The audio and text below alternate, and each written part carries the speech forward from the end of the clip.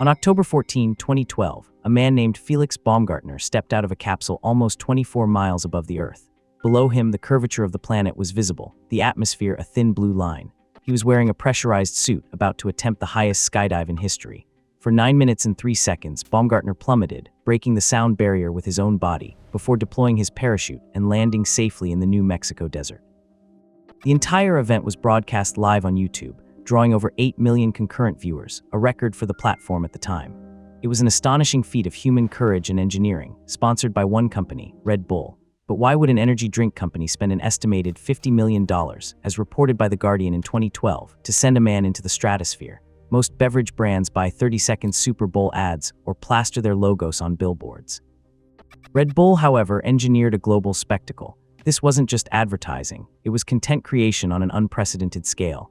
I dug through Red Bull's financials and market strategies, and what I found completely reshapes how you see this company. The shocking truth is that Red Bull isn't just selling a drink, it's selling an experience, an identity, and a global media empire. The liquid itself is almost secondary, a delivery mechanism for a brand that is built not through bought ads, but through owned stories. This strategy allowed Red Bull to turn a commodity into an $8 billion a year business as of 2022. The challenge for any energy drink company is fundamental. The product itself is, by design, incredibly simple. It's sugar, caffeine, some B vitamins, and taurine, mixed with carbonated water. There's no secret ingredient that competitors can't replicate. Walk into any convenience store in America, and you'll see dozens of brands offering essentially the same chemical cocktail. Switching from one energy drink to another costs the consumer nothing. This makes it a commodity product with almost zero inherent brand loyalty based on taste or efficacy alone. So if the product isn't unique, how does a brand like Red Bull command such a premium, selling its slim cans for $3 or more? The answer lies in how Red Bull chose to define itself. From its inception in 1987 in Austria and its launch in the United States in 1997, Red Bull understood that it couldn't compete on ingredients. It had to compete on identity. Early marketing focused on giving you wings, a promise of heightened energy and daring. This wasn't just about waking up, it was about fueling adventure. Red Bull didn't just target tired office workers, it targeted college students, athletes, and anyone pushing boundaries. It built its brand by associating itself with extreme sports, sponsoring underground events, and giving free cases to DJs and promoters, creating an organic word-of-mouth buzz that felt authentic, not manufactured. But traditional sponsorship, where you just slap your logo on an event, has its limits. You're still buying exposure, still dependent on someone else's platform. Red Bull's genius move was to realize it could own the platforms and the content itself. Instead of merely advertising in a magazine, they could publish their own. Instead of sponsoring a film, they could produce it. This wasn't just a marketing department, it was a full-blown media operation, designed to tell stories that embodied the Red Bull brand.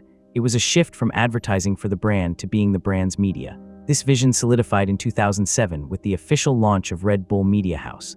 Headquartered in Salzburg, Austria, this isn't a small side project, it's a sprawling global entity. Red Bull Media House produces documentaries, feature films, TV shows, music, magazines, and digital content. It employs hundreds of people, from camera operators and editors to producers and digital strategists. Their mission is clear: create content that inspires, entertains, and showcases the Red Bull lifestyle, making the drink an implicit part of that narrative, rather than an explicit sales pitch. The most visible and expensive manifestation of this strategy is Red Bull's deep dive into high-octane sports. Take Formula One racing, for example. In 2005, Red Bull bought the Jaguar F1 team, rebranding it as Red Bull Racing. Later, they bought a second team, now known as RB, formerly AlphaTauri. Running two Formula One teams costs hundreds of millions of dollars annually. For instance, top teams like Red Bull Racing reportedly spend over $400 million per year, according to industry estimates from 2023. This is an astronomical figure for a beverage company, but F1 delivers a global audience of hundreds of millions of viewers per race, as reported by the FIA. Red Bull doesn't just sponsor a car, they own the entire narrative, from the drivers to the engineering breakthroughs, creating a constant stream of stories and excitement that perfectly aligns with their brand. The Felix Baumgartner Stratos jump was another prime example. It wasn't just a jump. It was a scientifically ambitious, globally televised event that demonstrated the outer limits of human endeavor, all under the Red Bull banner. Beyond Formula One and extreme stunts, Red Bull also invested heavily in other sports, broadening its appeal. They own multiple football clubs, including RB Leipzig in Germany's Bundesliga, Red Bull Salzburg in Austria, the New York Red Bulls in Major League Soccer, and Red Bull Bragantino in Brazil.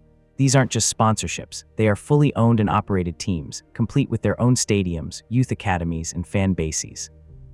In 2023, RB Leipzig was valued by Forbes at over $700 million. These teams provide a continuous stream of local and international content, fostering community and loyalty that transcends the simple act of buying an energy drink. They also produce their own athletes, who become living embodiments of the Red Bull brand. So does this media-heavy strategy actually make financial sense?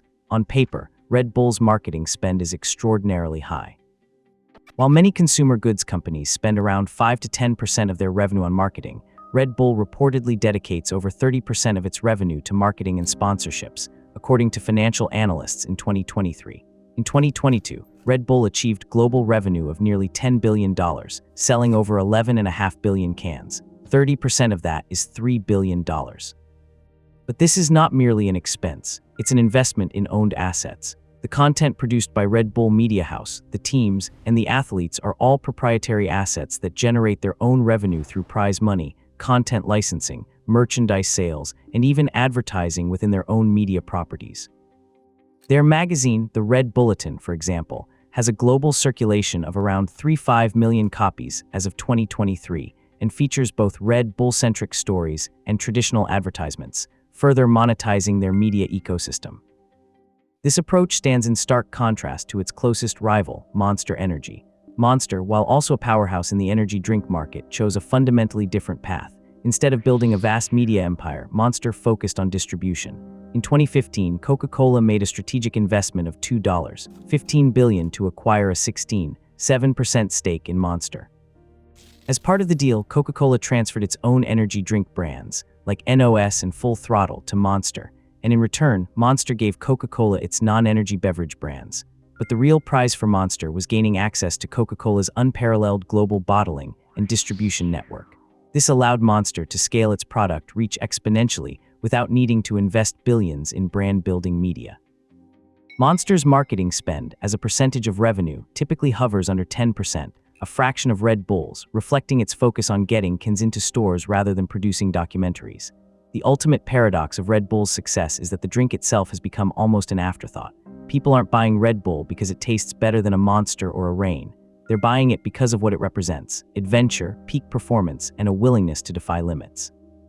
The can in your hand is less a beverage and more a tangible connection to Felix Baumgartner's jump from space, Max Verstappen's F1 victories, or the daring exploits showcased in a Red Bull documentary.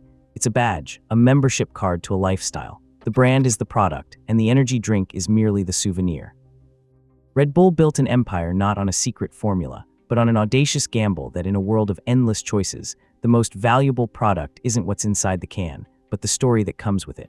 To fully understand how Red Bull sustains this high-margin strategy, you have to look at an even stranger operational reality. Red Bull doesn't actually manufacture its own drinks. While corporate titans like Coca-Cola invest billions into owning brick-and-mortar bottling plants and heavy industrial machinery, Red Bull operates on a completely asset-light business model. They outsource 100% of their beverage production and canning process to third-party partners. In North America, Red Bull relies on a partnership between Austrian juice maker Roche and Ball Corporation, a massive packaging manufacturer headquartered in Westminster, Colorado.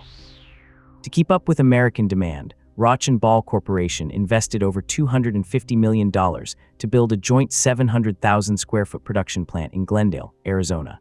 This single facility processes and fills millions of cans every day, handling the chemical blending, carbonation, and logistics. Red Bull simply buys the finished cans from them at wholesale cost. This structural mechanism frees up billions in capital that would otherwise be tied up in factory maintenance, facility overhead, and industrial depreciation. By delegating the physical dirty work of beverage manufacturing to Ball Corporation, Red Bull transforms what should be an industrial enterprise into a pure intellectual property engine. The liquid is mixed, canned, and shipped by partners, leaving Red Bull's corporate structure entirely unfettered to focus on buying sports franchises, funding stunts, and building media IP. It leads to the single most striking reality in modern business.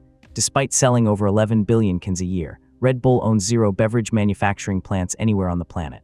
For context, PepsiCo's property, plant, and equipment alone totals over $30 billion. This capital also fuels unique ventures like their Red Bull Records label, which signed artists such as AWOLNATION and invested millions in music production and artist development from its Los Angeles base. Subscribe to Margin, and the next video is waiting for you on screen right now.